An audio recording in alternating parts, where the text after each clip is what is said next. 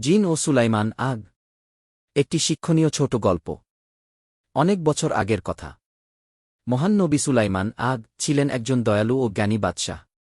আল্লাহ তাকে এমন ক্ষমতা দিয়েছিলেন যা অন্য কারো ছিল না। তিনি পশু পাখির ভাষা বুঝতে পারতেন, হাওয়াকে আদেশ দিতে পারতেন এবং জিন জাতিকেও নিয়ন্ত্রণ করতে পারতেন। একদিন সুলাইমান আগ জিনদের ডেকে বললেন, তোমাদের কাজগুলো ঠিকভাবে হচ্ছে না। কেন এত অলস্তা? একজন সাহসী জিন সামনে এসে বলল, হে নবী, আমরা ক্লান্ত। আপনি সব কিছু জানেন, আমাদের মনে কোনো কথা লুকাতে পারি না। কিন্তু আপনি যদি কিছুটা আমাদের বিশ্রামের সময় দিতেন, আমরা আরও ভালোভাবে কাজ করতাম। সুলাইমান আগ মুচকি হেসে বললেন, ঠিক আছে, বিশ্রাম পাবে, তবে কাজেও যেন ফাঁকি না থাকে। তারপর তিনি কাজগুলো ভাগ করে দিলেন।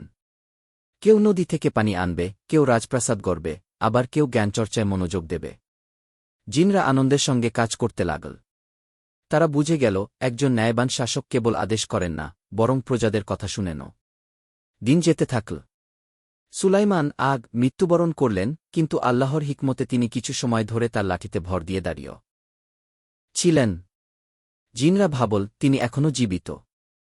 তাই তারা কাজ চালিয়ে যেতে লাগল। অবশেষে এক পোকা তার লাঠি কেটে ফেলে দিল, আর তখন তিনি মাটিতে পড়ে গেলেন। তখন জিনরা বুঝল তারা অদৃশ্য জগৎ নিয়েও সব কিছু জানে না। আল্লাহ এই ঘটনার মাধ্যমে শিখিয়ে দিলেন, জিনরাও অদৃশ্য জ্ঞান রাখে না, আর সত্যিকারের জ্ঞান একমাত্র আল্লাহরই কি। নৈতিক শিক্ষা। নেতৃত্বের প্রকৃত শক্তি আসে দয়া, ন্যায় ও জ্ঞান থেকে। আর আল্লাহর জ্ঞানই সবার উপরে।